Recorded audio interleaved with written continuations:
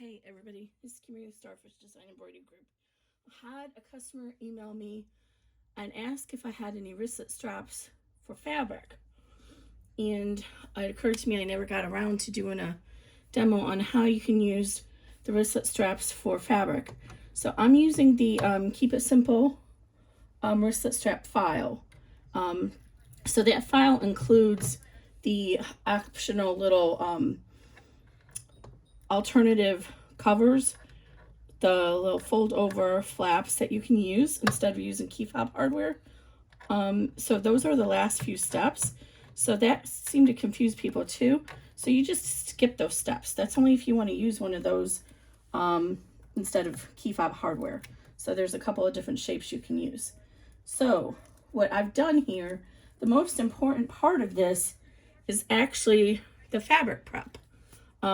So really you only need to stitch out 2 of the steps of the Keep It Simple wristlet set. But what's important is that you have your fabric prepared. So what I've done, and I had to modify mine a little bit because I'm going to use this key fob hardware I bought from AliExpress last year, I think before COVID, and never got around to using it. And the opening is actually only 7/8 inch. So I originally had this folded over at the top 1/4 inch on either end of the straps. So it gives that depth that you need in the clamp hardware. So if you're going to use the clamp hardware, then you're going to want to fold over the ends 1/4 inch at either end before you fold in the long sides. I actually glued it closed, so I had to undo my glue. That's why it's so frayy on the edges. But it was too thick to go into that hardware. So you'll do it like this on both ends, 1/4 inch. And the easy way to do that is just draw a line at 1/2 inch and fold down to the 1/4 inch. And then I have interfaced, since I'm using quilting cotton on both sides, I've interfaced it with a lighter weight fusible, which is regular Sewfuse. Not, if I'm being honest, I don't know if this is the Sewfuse one. I think it is Sewfuse, or it's the one from Blue Calla. But you want a medium, not a medium, you don't want a heavyweight, you want a lightweight because you're already going to have 4 layers of fabric here. So let me press this tape down. So what I've done is I went ahead and drew a line down the center of both straps at 1 inch. So these are cut at 2 inches. Draw your line and fold in each long edge to the center and press it. So this whole strip is interfaced. You can keep it out of the inseam allowances if you want, so just do 1/2 inch away from either end. But if you're using the key fob hardware, it'll be really thick, but that'll give you a really tight clamp. So I did that on both sides, and then I put 1 layer of double stick tape straddling the raw edges down the center, because we're going to stitch around the edges, and not every sewing machine or embroidery machine likes to stitch through the double stick tape, and it can gum up the needle. And then what happens when the needle's gummed up, then it starts fraying on your threads and sticking and causing missed steps. So the other thing is, when you put these pieces together and you fold it into the loop like this, your this piece here has less area to fold than the outer one. So your inner circumference is always going to be shorter. So I cut 1/4 inch off the inside. So these are cut at 10.5 inches. So the outer one is cut at 10.5 inches by 2, and the inner is cut at 10.25 inches by 2. So 2 inches wide, 10.25 inches long, or 10.5 inch long. So that's very important, because if you don't do that, then when you go to fold this, your inner is going to stick out. So I've gone ahead and stitched out the placement line for our wristlet. It's kind of hard to see. I'm sorry about that. And this is on the washable. This is Wet and Be Gone from Floriani, because I didn't want to worry about the material getting, or the stabilizer not coming out of the edges. So what I'm going to do now is I'm going to peel off the release paper on our double stick tape, And sometimes I have trouble getting that off. Let me try the other end. And then I'm going to center it over my placement line. If you need to use a ruler to make sure it's even on both ends, then, you know, go ahead and do that. I'm not going to use a ruler. I'm just going to eyeball it. And then what I'll do is I'm going to look at it from the other side and make sure it looks like it's even before I commit it. So I got it laying down there and it looks pretty even to me, but I'm going to flip it over carefully and look through the stabilizer. And when I do, I can see it is not even at all. So the placement line is actually just short of being, it's not 1 inch wide. So I'm going to pull this up. I'm going to fold this in half like so. And then I'm going to eyeball it, try and eyeball it again. Okay, that looks pretty straight to me. And then I'm going to just gently walk it down so I can make sure it looks like it's staying even on either side. But you can draw a line like 1/8 inch away from each outer line. And wouldn't you know, I didn't leave enough up there. So I am going to mark the halfway mark. That would have been very helpful. So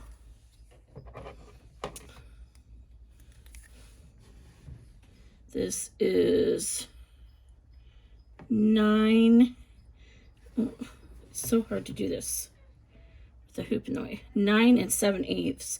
So it's going to be just under 5. So it's gonna be like right in between that. Of course, this pen is not working. Comedy of errors tonight.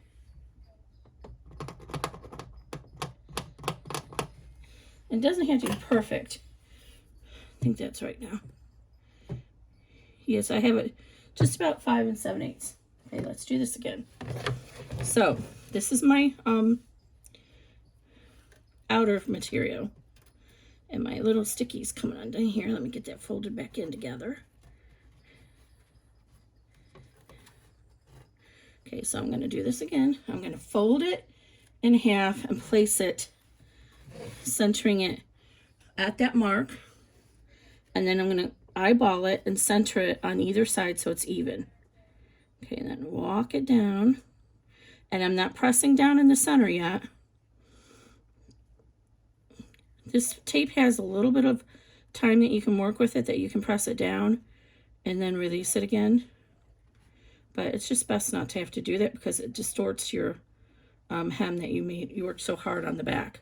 Okay, so then I'm going to flip it around. And then I'm going to go ahead and lift it up and get to that halfway mark. And then do the same thing in this direction. Oh, I'm getting the tape stuck to my hands.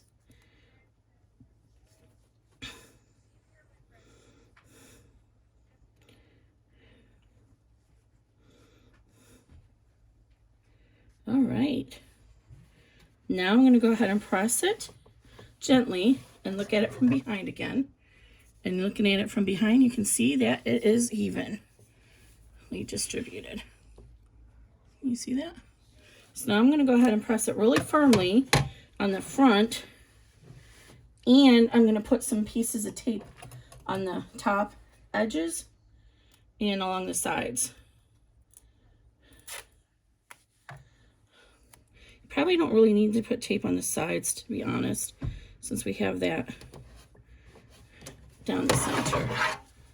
So I'm just going to put it at the top and the bottom.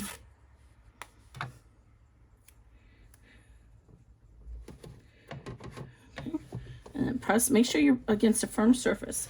So now we're going to flip it over and we're going to do the same thing. Let me redraw my halfway mark, see if this pen works better. It's easier on the back since it's flat. We don't have the hoop to contend with. So we want to draw it on our placement line, right? Not on what we already drew. So we're going to come in here 5 1/4. Get on the edge here. So it's just under 5 inches. That mark halfway between 4 7/8 and 5 inches. Okay, so now we're going to go ahead and do the same thing on this side. I'm going to trim away this little bobbin thread here.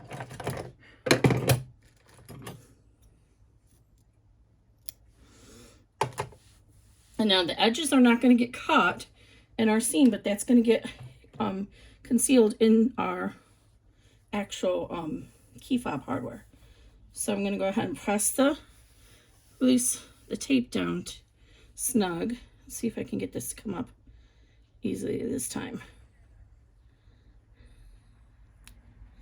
Yeah, there we go. Okay. Now this time I want my ending to be just shy of that. So should work out pretty evenly. Okay, so now you can see underneath to line it up through the stabilizer. So that helps you as you roll it down, and you know that it's perfectly lined up with the front. And this should come just shy of the front because we have that little bit of adjustment. Okay, lift it on this side.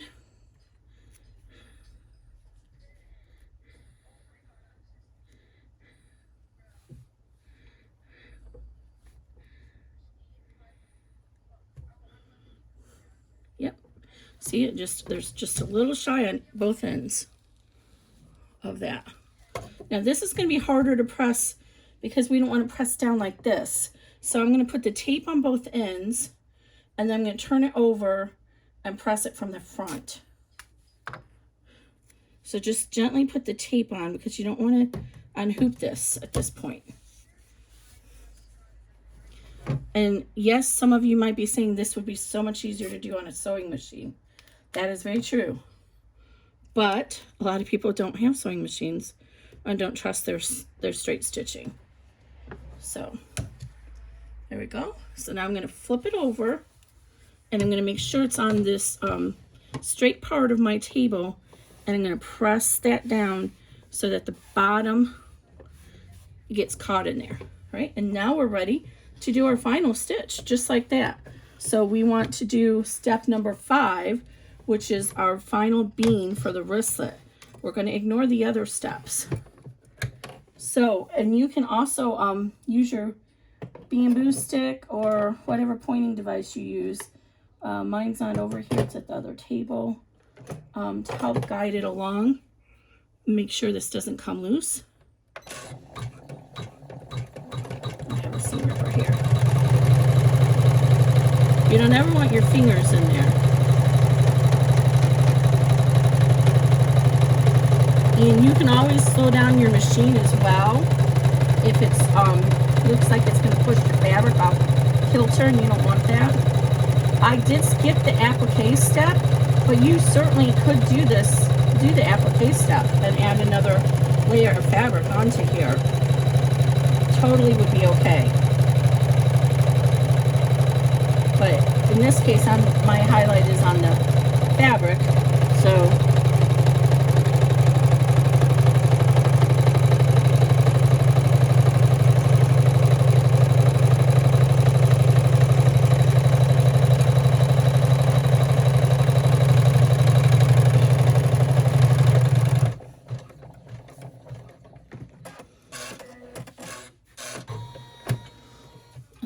it.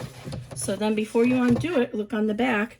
Okay, it's a little bit off, but this is going to be on the inside, so as long as both edges are caught, that's all that matters. So I'm going to go ahead and use my seam ripper to tear this out, because I can probably get a little bit cleaner removal of the stabilizer, so I don't have to wet it all down.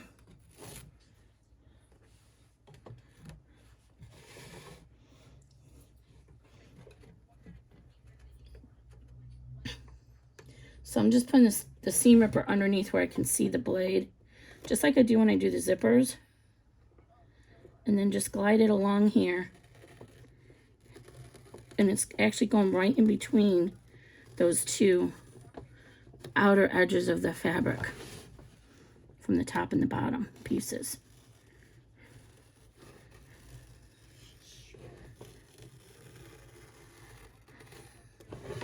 And then I'm going to do the same thing on the other side, but now on the other side I'm going to have to hold this to give it tension. Else it's going to come undone.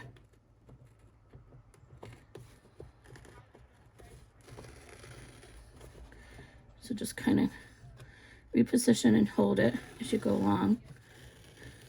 And the more you can, the less that you have to wash out, the better. So if you do this well, so you could probably actually even use regular poly mesh as long as you trim it really like I'm doing, but I wanted to make sure just to be safe in case I messed up.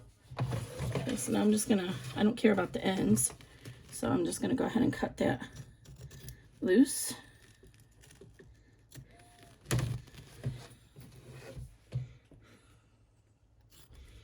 Now I'm gonna get a little puckering in my little hoop or my little hardware here because, like I said before, it's 7/8 inch, not 1 inch. If I was doing this by sewing machine, I would have folded the top in at an angle so that it would not be too wide at the very top. So I'm just trimming out this little extra because this key fob hardware doesn't have enough room for this extra bulk. And you can wash this away because it's wet and be gone. So now all you have to do, move that hoop out of the way, is get your little key fob hardware. If you're using the clamps, I've never ever used this before, so this is going to be a first for me. Had these all this time and I've never used them. So I actually need this little guy here. This is a brand from Amazon, and it's got all these different micro what do you call it, screwdriver bits. It's meant for computer work, or like this case here is I'm using it for the jewelry key fob hardware. If I can get it open. Sorry about that, I should have been prepared.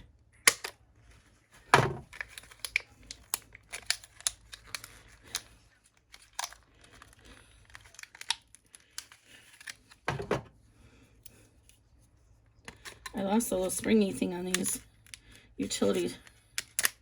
A little thing that goes in the middle, so they don't work right anymore. All right, there we go. Now, let's see if I have the right size bit in here. I would really, these are really easy to come off. I would really recommend that you put it on a magnetic plate.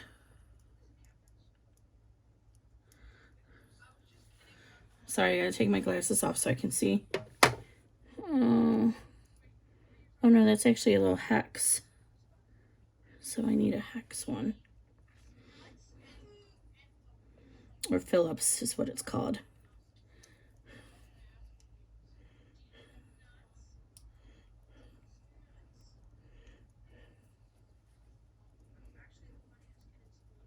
Sorry about this, guys. I don't know how you get it out.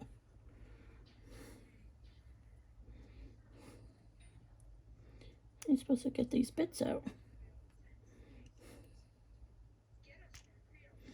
There we go. Guess you just push the next one in.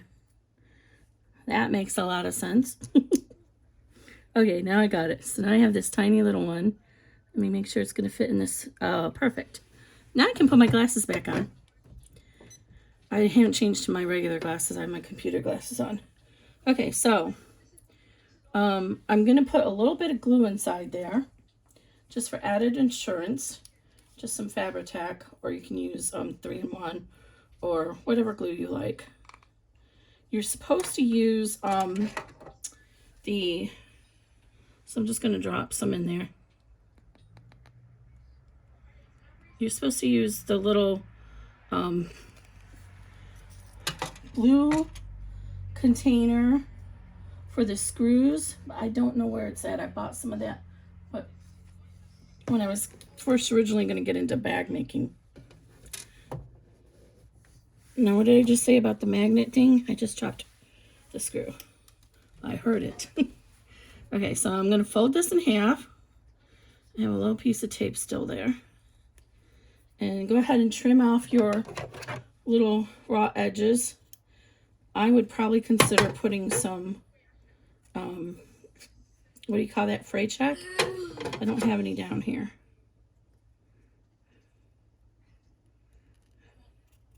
I need to order some. I think I'm all out of it upstairs too. So I'm just going to trim this out a little bit. Just because I don't want those little frays. So now you see how when it comes together now, it's not bulky down there. It's not folded over. Okay, so now this is going to be a little bit awkward because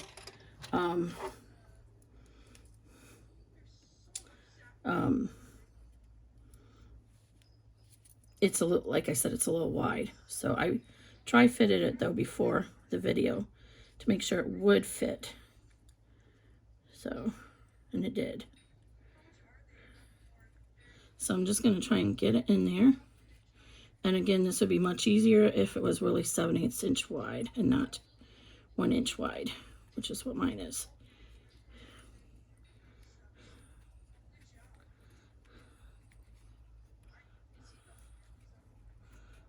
Okay.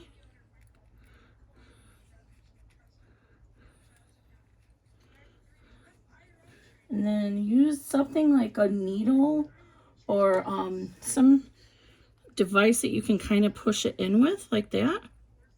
And try and get it in there as even as you can on both sides. And you can kind of see if it's even by the little stitches. So if it looks even on both sides.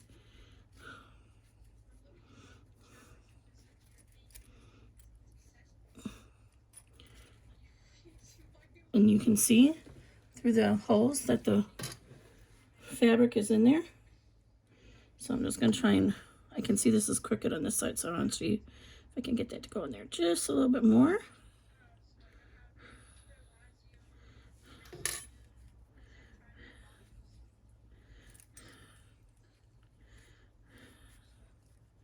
On this side it looks a little crooked, so let me try and push that in a little more. There we go. That looks right.